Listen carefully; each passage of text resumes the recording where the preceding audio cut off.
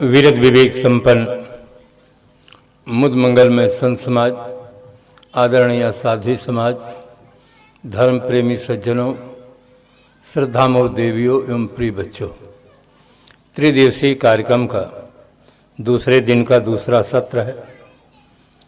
इन 2 दिनों में भारतवर्ष के विभिन्न प्रांतों से पधारे हुए श्रद्धेय संत गुरुजन जीवन के विविध पहलुओं पर बहुत सुंदर विचार दिए हैं।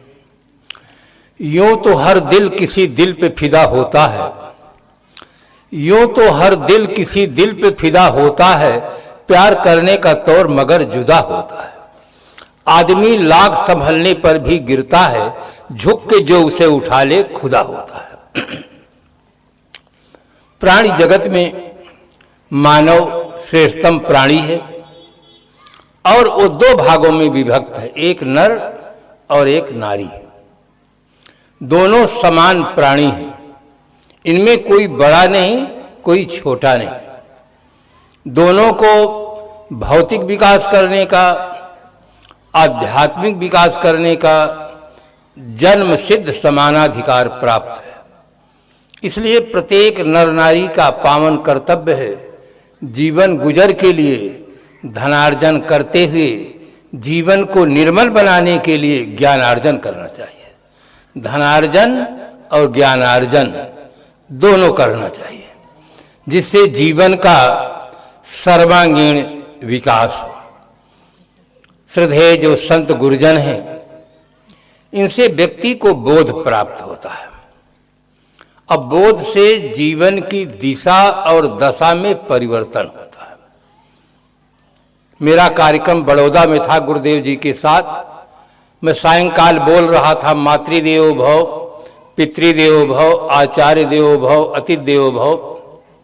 करीब 1 घंटा बोला। बैंक के एक कर्मचारी अपने विशेष मित्र के कहने से आए थे। उनकी कोई श्रद्धा नहीं थी, किंतु आए, बैठे। प्रवचन कुछ उन्हें अच्छा लगा होगा। सभी लोग प्रवचन के बाद चले गए, वो बैठे रहे। मैंने कहा कि आप भी जाइए।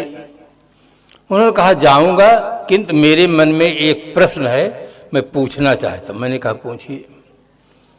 उन्होंने कहा आपका उपदेश तो हमें बहुत अच्छा लगा। सही लगा कि हर आदमी का जन्म माँ और पिता से होता है। माँ जीवित देवी, पिता जीवित देवता है। इनके बड़े श्रद्धा के साथ सेवा करनी चाहिए। आपका उपदेश तो अच्छा है, किंतु आप खुद माता पिता को छोड़कर साधु हो गए हैं, तो आपके उपदेश का प्रभाव हम पर कैसे पड़ेगा? आप वहां रहते और उनकी सेवा करते, फिर हमको उपदेश देते, तो आपके उपदेश का प्रभाव पड़ता। आप हमारे लिए कहते हैं कि माता पिता जीवित देवी देवता, उनकी सेवा करनी चाहिए, और खुद छोड़ करके आप साधु हो गए। देखिए बुद्धिजीवियों का प्रश्न किस ढंग से होता। मैंने उनको कहा कि यदि मैं वहां रहता तो मुझसे और आपसे भेंट ही न होती। आप गुजरात में हैं, मैं यूपी में था, भेंट ही न होती। इस प्रकार से आप चर्चा सुनने का मौका न पाते। मैंने कहा सुखदेव जी को व्यास जी ने रोका, सुखदेव जी रुके नहीं, चले गए। सुखदेव जी इतने महान हुए कि राजा परीक्षित को कथा सुनाए, और अगर वे उनके मोह माया में पड़ जाते तो इतने योग्य नहीं बनते। और गुरुजनों के आश्रम में जाकर शिष्य सीखता है और जो कुछ प्राप्त होता है फिर समाज को देता है। समाज में ही सबका जीवन पलता है, पुसता है, पर्यवसान होता है।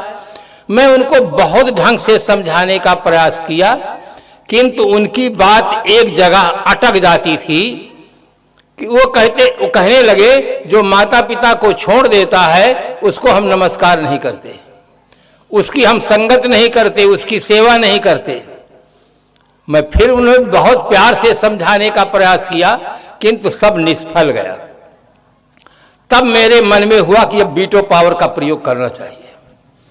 तब मैंने वीटो पावर का प्रयोग किया और कहा कि आपकी पत्नी माता पिता को छोड़ दिया है, तब आपके साथ रह रही है, उसके बच्चे के लिए, पत्नी के पालन पोषण के लिए आप नौकरी करते हैं, उसके साथ रहते हैं, हमारे लिए कानून बघारते हैं। जो माता पिता को छोड़ देता है उसको हम नमस्कार नहीं करते, उसकी संगत नहीं करते, उसकी सेवा नहीं करते। अब आपकी पत्नी माता पिता को छोड़कर तब आपके साथ रह रही है, उसके लिए आप नौकरी करते, उसके बच्चे की परवरिश करते हैं।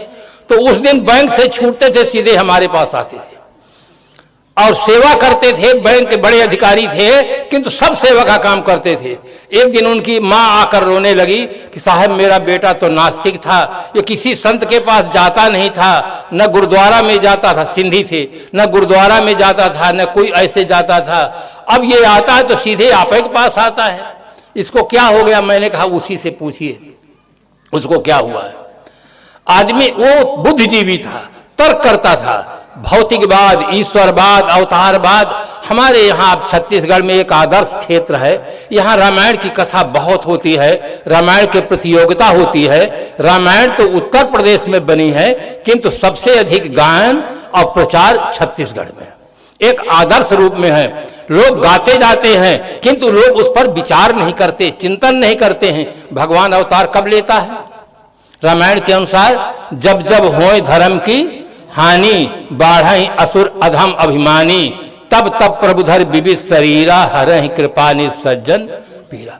कितना गौरव के साथ लोग गाते हैं और बहुत पुरस्कार प्राप्त करते हैं, पर कभी चिंतन नहीं करते। भगवान अवतार कब लेता है? जब अधर्म की वृद्धि होती है। तो अधर्म को निर्मूल करने के लिए, धर्म की स्थापना करने के लिए भगवान अवतार लेता है। और जितने 24 अवतार हुए, 10 अवतार मुख्य, 14 गौड़, 24 अवतार भारत में हुए।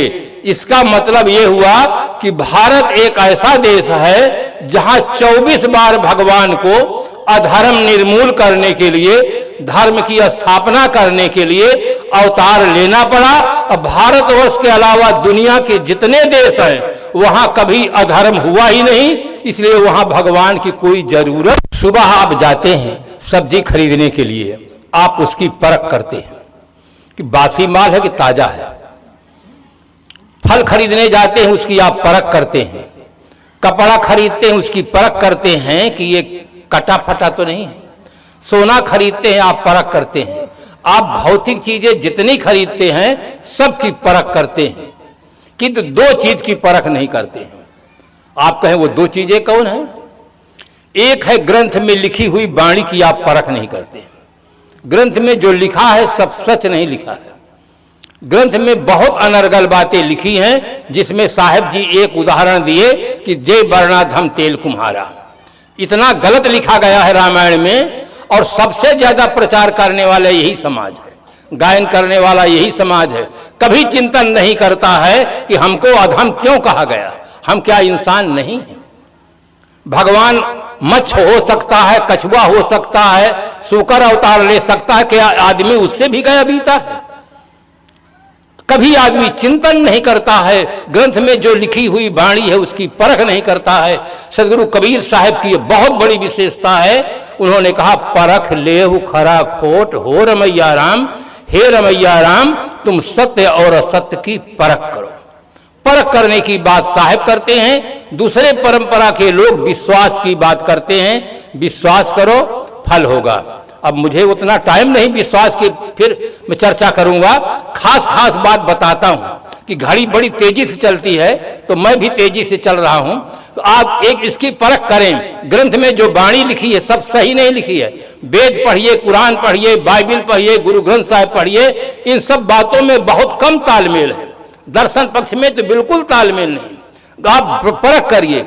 दूसरी आप चीज परख नहीं करते हैं, अपनी मान्यताओं की परख नहीं करते हैं। हमारी मान्यताएं सही हैं कि गलत, या भी उसमें श्री मुक्ति शरण साहिब जी सुख के संबंध में बताए, आप उसकी भी परख नहीं करते हैं। गर्मी का दिन था, एक आदमी पहुंचा, प्यासा था, कंठ सूख रहा था। जिस घर में पहुंचा बहुत सज्जन आदमी थे, नींबू का शरबत बनाकर दिए, पंखा चालू किए। वह आदमी इतना खुश हो गया, इतना खुश हो गया, भूर भूर प्रशंसा करने लगा कि मेरा कंठ सूख रहा था, आप बहुत सज्जन आदमी हैं, नींबू का शरबत पिला दिए, पसीना से तरबतर था, पंखा चालू कर दिए। बहुत प्रशंसा पाया। उस आदमी ने सोचा घर में कोई मेहमान आ जाए तो नींबू का शरबत देना चाहिए, पंखा चालू करना चाहिए। गर्मी का दिन बीत गया, कोई नहीं आया। वर्षा का दिन बीत गया, कोई नहीं आया। दिसंबर का महीना, कड़ाके की ठंडी पड़ रही थी। उस समय सायंकाल एक सज्जन पहुंचे, बहुत खुश हुआ कि बहुत दिन में मेहमान आए, नींबू का शरबत बना कर दिया, पंखा चालू कर दिया। वो आदमी ठंडी से कांप रहा था, कोई प्रशंसा नहीं किया। अब वो आदमी नींबू का शरबत पिया, पंखा चालू कर दिया और ठंडी बढ़ गई, ठंडी से कांप रहा है, कोई प्रशंसा नहीं कर रहा। उस व्यक्ति ने सोचा कि लगता है इस आदमी का दिमाग का इसको ढीला हो गया है। एक वो व्यक्ति था जिसको मैंने शरबत पिलाया, पंखा चालू किया, इतनी प्रशंसा किया, ये एक शब्द भी नहीं कह रहा है। और पीने वाला समझ रहा है कि पिलाने वाले का दिमाग का इसको ढीला हो गया है। ठंडी, इतनी ठंडी में नींबू की शरबत की जरूरत क्या है, पंखा की जरूरत क्या है? दोनों एक दूसरे को ऐसा भीतर भीतर समझ रहे थे। पिलाने वाले से रहा नहीं गया, क्योंकि वो प्रशंसा का सोच रहा था, प्रशंसा मेरी नहीं हो रही। उसने कहा, श्रीमान जी ये बताइए शरबत बराबर मीठा था कि नहीं? उसने कहा, शरबत तो बराबर मीठा था, पर शरबत की जरूरत ही नहीं। कह क्यों? कहा, इतनी ठंडी में मैं कांप रहा हूं, आप नींबू का शरबत बना कर दिए, पंखा चालू कर दिए, तो मेरा दुख तो और बढ़ गया, इसकी कोई जरूरत नहीं थी। बंधुओं, अगर नींबू की शरबत में सुख हो और पंखा में सुख हो तो उसको भी तो सुखी होना चाहिए, उसमें कुछ नहीं। अभी ठंडी का दिन है, आपके घर में कोई मेहमान आ जाए, 2 रजाई ओढ़ने के दे दीजिए तो बहुत प्रशंसा करेगा आपकी कि बहुत व्यवहार कुशल आदमी है, बहुत ठंडी पड़ती है, बहुत संपन्न आदमी है, 2 रजाई दिए ओढ़ने के लिए, बहुत प्रशंसा आपकी होगी। किंतु जून का महीना हो, कड़ाके की गर्मी पड़ती हो और घर में आए मेहमान को 2 रजाई दे दीजिए, फिर देखिए उसको कितना सुख मिलता है। रजाई में कुछ नहीं है। अगर रजाई में सुख होता तो गर्मी में भी उसको सुख महसूस होता। पदार्थों में कुछ नहीं है। आपको जब प्यास लग जाती है, कोई 1 लोटा पानी दे देता है, आपके जीवन की रक्षा होती है, आप बड़ी प्रशंसा करते हैं। अगर पानी में सुख है, 2-4 बाल्टी रखकर दिन भर पी के देख लीजिए कितना सुख है। पानी में कुछ नहीं। एक शायर लिखता है, लज्जत कुछ भी नहीं फिर भी दुनिया जान देती है, खुदा बंदा मोहब्बत में मजा होता तो क्या होता। इनमें कुछ मजा नहीं, कोई स्वाद नहीं। तम्बाकू में कोई प्रोटीन है?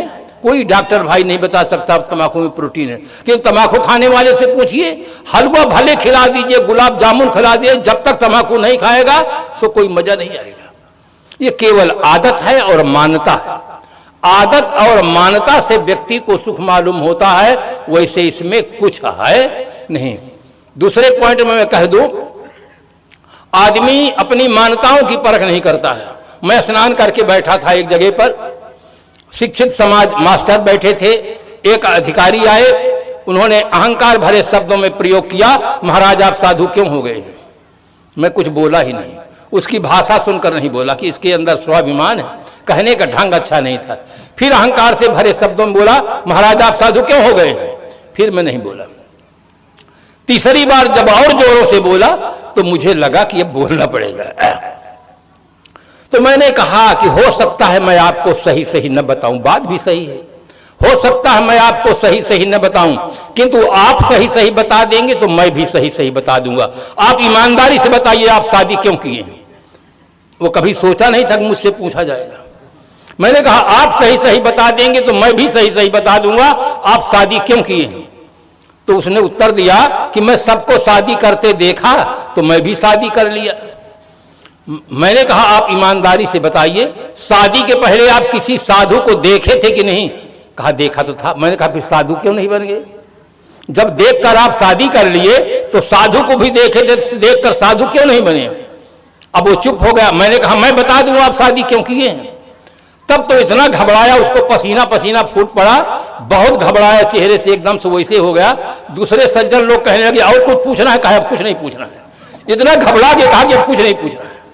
आदमी अपनी मान्यताओं की परख नहीं करता। हम देख के शादी नहीं करते, देख के साधु नहीं बनते। हमारे अंदर कुछ मान्यताएं होती हैं, मान्यताओं के आधार पर हम उसको शादी करते हैं। सांसारिक सुखोभोग की लालसा होती है, उसके आधार पर हम शादी करते हैं। कभी अपनी मान्यताओं की परख नहीं करते हैं कि ये हमारी मान्यताएं सही हैं या गलत।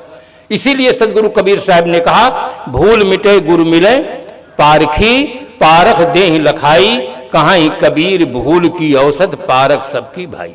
बंधुओं, जिस प्रकार से आप सामान्य चीजों की परख करते हैं, निर्वाह की चीजों की परख करते हैं, उसी प्रकार से ग्रंथों में लिखी हुई वाणी की भी परख करें और अपनी मान्यताओं की परख करें। जब तक अपनी मान्यताओं में परिवर्तन नहीं करेंगे तब तक जीवन टस से मस नहीं हो सकता, आगे बदल नहीं सकता है। इन तीनों के लिए हमें संत गुरुजनों से बोध प्राप्त करके जीवन को सुंदर जीना चाहिए, सुंदर बनाना चाहिए। जग में जीवन श्रेष्ठ वही जो फूलों सा मुस्काता है, अपने गुण सौरभ से जग के कण कण को महकाता है। इन्हीं शुभकामनाओं के साथ हम अपनी वाणी को विराम देते हैं।